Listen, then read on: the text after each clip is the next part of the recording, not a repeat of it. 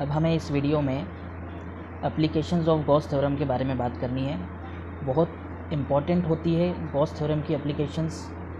अगर हम competitive exams की बात करें या सीबीएसई की बात करें या एमपी बोर्ड की बात करें, तो सारे ही एग्ज़ाम में गॉस थ्योरम की एप्लीकेशंस बहुत ज़्यादा इंपॉर्टेंट होती है। और ये एप्लीकेशन हमें आगे कैपेसिटर में भी काम आएगी, इसकी एक एप्लीकेशन हमें, तो इसलिए बहुत ध्यान से समझना। उसके लिए एप्लीकेशन पढ़ने से पहले हमें गॉसियन सरफेस का एक छोटा सा कंसेप्ट समझना पड़ेगा। गॉसियन सरफेस क्या होता है? तो गॉसियन सरफेस ये कौन सी नई चीज़ आ गई? तो गॉसियन सरफेस कोई नई चीज़ नहीं है, बहुत सिंपल सी चीज़ है। थोड़ा सा समझना पड़ेगा हमें। अगर इलेक्ट्रिक फील्ड निकालना है किसी डिस्ट्रीब्यूशन ऑफ चार्ज के थ्रू, आपको पता है कि गॉस थ्योरम एक बहुत इंपॉर्टेंट टूल है किसी भी सिमेट्रिक सरफेस के थ्रू इलेक्ट्रिक फील्ड निकालने के लिए। उसके लिए हमें गॉसियन सरफेस माननी पड़ती है। किसी भी कोई भी ऑब्जेक्ट होगा उसके अराउंड इस तरीके से एक इमेजनरी सरफेस बनानी पड़ती है कि उस सरफेस के हर पॉइंट से परपेंडिकुलर इलेक्ट्रिक फील्ड लाइंस निकले। ऐसे समझ में नहीं आएगा, कुछ एग्जांपल्स देता हूँ मैं आपको। मान लिया जाए कि आपके पास एक स्फीयर है और वो चार्ज स्फीयर है, ठीक है। वो कंडक्टिंग भी हो सकता है, नॉन कंडक्टिंग भी हो सकता है। तो उसके थ्रू इलेक्ट्रिक फील्ड लाइंस इस तरीके से निकलेगी। ओके, तो सिंपल तरीका है, इस तरीके से जो है इलेक्ट्रिक फील्ड लाइंस निकलेगी। तो आप वीडियो को पॉज करके कमेंट में ये बताइए कि इसके आसपास मैं ऐसी कैसी सरफेस बनाऊं कि उसके हर पॉइंट से परपेंडिकुलर रहे ये इलेक्ट्रिक फील्ड लाइंस। तो बहुत सिंपल सी एक सरफेस आएगी, वो भी जो है वो सरफेस भी क्या आएगी, एक स्फेरिकल सरफेस आएगी। स्फेरिकल सरफेस बनाएंगे तभी ये इलेक्ट्रिक फील्ड लाइंस उसके हर पॉइंट से परपेंडिकुलरली बाहर निकलेगी।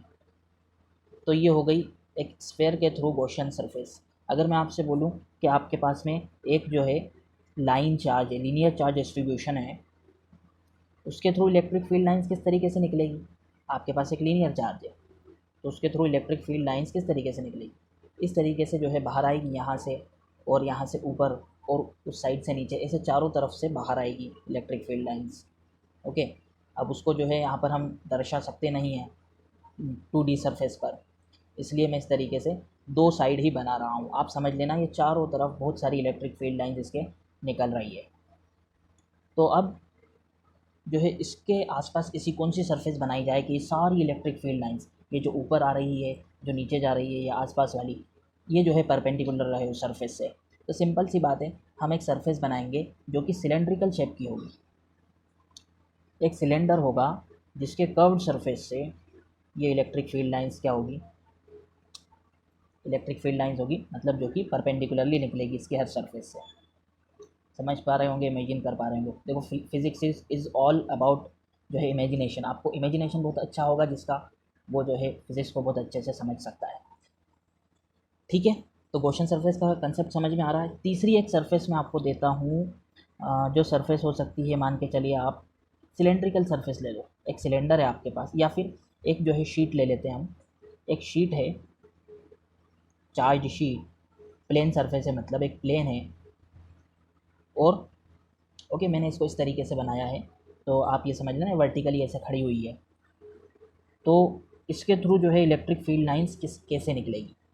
तो इसकी इस सरफेस से ऐसे बाहर आएगी electric field lines. Positive charge बनाया मैंने इसको, तो ओके, और इस सरफेस से इस तरीके से इलेक्ट्रिक फील्ड लाइंस बाहर आती हुई नज़र आएगी हमें। ओके, अब ऐसी कौन सी सरफेस ले लिया जाए, या फिर सरफेसेस ले ली जाए कि उसके हर पॉइंट से ये इलेक्ट्रिक फील्ड लाइंस परपेंडिकुलर निकले? तो एक सरफेस हम इसमें ले सकते हैं, हॉरिजॉन्टल सिलेंड्रिकल सरफेस। अगर मैं हॉरिजॉन्टल सिलेंडर बनाता हूँ इमेजनरी, देखो, तो उसके जो सर्कुलर एंड है ये वाले, उससे परपेंडिकुलर इलेक्ट्रिक फील्ड लाइंस निकलेगी। तो ये गॉसियन सरफेस हो गई एक प्लेन शीट के लिए। ओके, अब यही चीज़ हमें काम आने वाली है, हमें जो है एप्लीकेशंस ऑफ गॉस थ्योरम पढ़ने के लिए। तो सबसे पहली एप्लीकेशन हम पढ़ते हैं यहाँ पर, electric field due to solid hollow conducting या फिर hollow non conducting charge sphere. मैंने तीन केस एक ही केस में ले लिए हैं। तीन जो है हमने जो है तीन डेरिवेशंस एक ही केस में ले लिए हैं तीनों डेरिवेशंस सेम होते हैं, उसकी कुछ बैकग्राउंड या उसका कुछ वजह आप समझ लीजिए। मान लीजिए आपके पास में एक स्फीयर है और ये बना हुआ है कंडक्टिंग मटेरियल का। ये क्या है? कंडक्टिंग है, ओके, किसी मेटल वगैरह का बना हुआ है। तो कंडक्टिंग मटेरियल के अंदर इलेक्ट्रिक फील्ड, किसी कंडक्टर के अंदर इलेक्ट्रिक फील्ड जो है एग्जिस्ट नहीं करती, आपको पता होगा। तो इसको जब हम चार्ज देंगे, क्यू चार्ज दिया मान लो, तो इसको जब चार्ज देंगे तो इसके सरफेस पर आके पूरा चार्ज बैठ जाएगा, ऊपर आकर बैठ जाएगा, अंदर नहीं रहेगा। तो ये चाहे सॉलिड हो, अंदर से पूरा भरा हुआ हो, या चाहे हॉलो हो, इसके ऊपर आकर चार्ज बैठने वाला है, ओके। तो इसके थ्रू हम इलेक्ट्रिक फील्ड बड़ी आसानी के साथ में निकाल सकते हैं, गॉस थ्योरम के थ्रू अभी निकालेंगे। लेकिन अगर नॉन कंडक्टिंग है ये, ओके, तो कोई नॉन कंडक्टिंग मटेरियल होता है, जब उसको हम चार्ज देते हैं तो उसके चार्ज जो है पूरा अंदर जाकर पूरी तरीके से डिस्ट्रीब्यूट हो जाता है, नॉन कंडक्टिंग। तो इसके लिए सॉलिड नॉन कंडक्टिंग के लिए हम एक अलग केस पढ़ने वाले हैं, ओके। बट अगर ये नॉन कंडक्टिंग स्फीयर अगर होलो हो, होलो मतलब अंदर से खोखला हो, तो जब इस पर चार्ज देंगे तो ऊपर जाकर बैठ जाएगा ये चार्ज।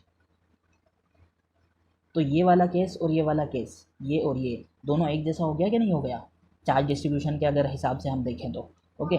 तो ये जो केस है बीच वाला, ये हम अलग से पढ़ेंगे। और ये तीन केसेस, मतलब एग्ज़ाम में आपको अगर सॉलिड कंडक्टिंग आ जाए, होलो कंडक्टिंग आ जाए, या होलो नॉन कंडक्टिंग आ जाए, तो डेरिवेशन सेम रहेगा, कहने का मतलब है। और इसका जो डेरिवेशन है, यानी सॉलिड नॉन कंडक्टिंग, इसका डेरिवेशन अलग से पढ़ना पड़ता है, ओके। तो देख लेते हैं। अब हम मान लिया जाए हमारे पास में एक स्फीयर है,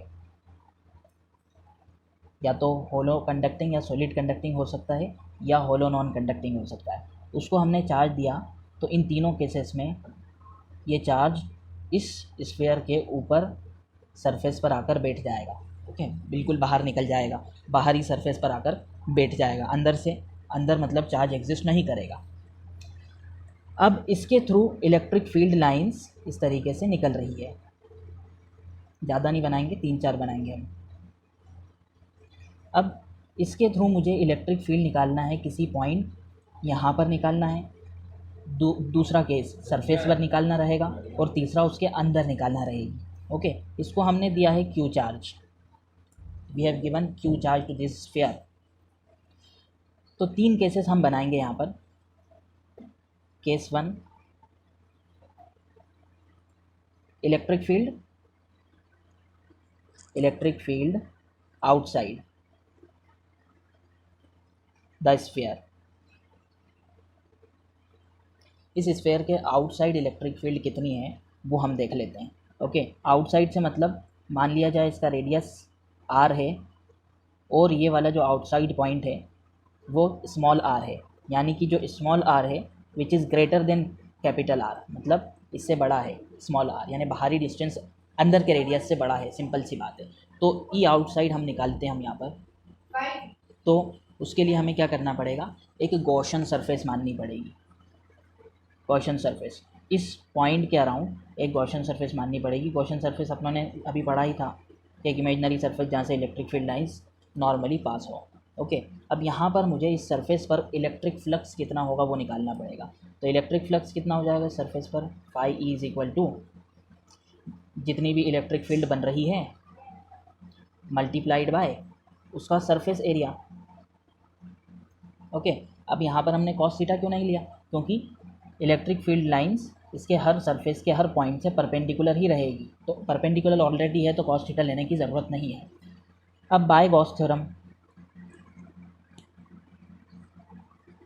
पहले हमने इससे ले लिया, एक इक्वेशन बना ली, दूसरा जो है गॉस थ्योरम लगाएंगे। अब हम सिंपल है, बहुत अच्छे से समझना। गॉस थ्योरम के थ्रू इलेक्ट्रिक फ्लक्स कितना होगा, उसके थ्रू तो बहुत सिंपल सा गॉस साहब ने बताया था हमें कि उसमें जितना भी चार्ज है यानी क्यू चार्ज है divided by epsilon not, this is equation number 2। अब 1 और 2 को हम जो है इक्वेट कर देते हैं बाय 1 एंड 2। तो 1 एंड 2 को जब इक्वेट करेंगे तो E dot S surface area is equal to Q by epsilon naught. Simple. अब क्या करते हैं हम, ये जो सरफेस एरिया है वो कितना है वो रख देते हैं। तो दिस इज़ अ स्फेयर, ये एक स्फेयर है जो हमने क्वेश्चन सरफेस मानी है, ये एक स्फेयर है और स्फेयर का सरफेस एरिया क्या होता है 4πr²।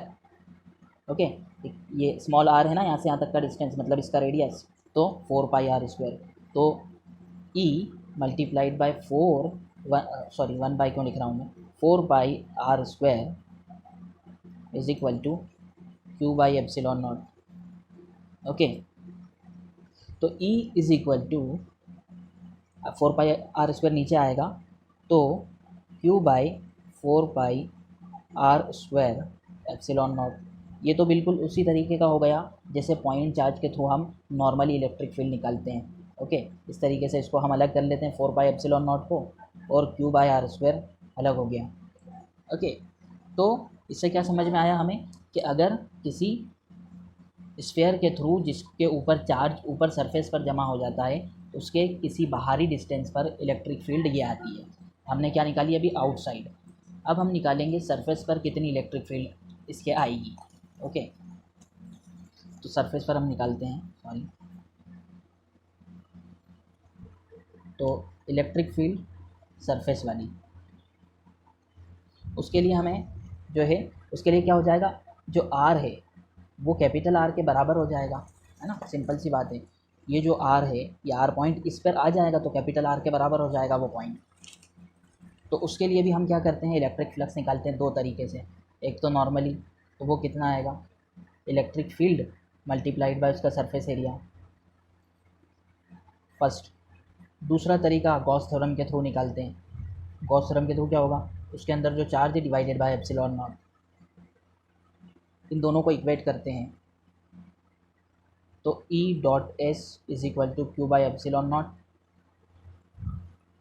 तो E multiplied by surface area, तो सरफेस एरिया कितना है इसका, तो इसका सरफेस एरिया है जो स्फीयर का सरफेस एरिया है, मतलब कैपिटल आर रखकर कितना हो जाएगा इस स्फीयर का सरफेस एरिया, क्वेश्चन सरफेस इसी पर आएगी इसकी।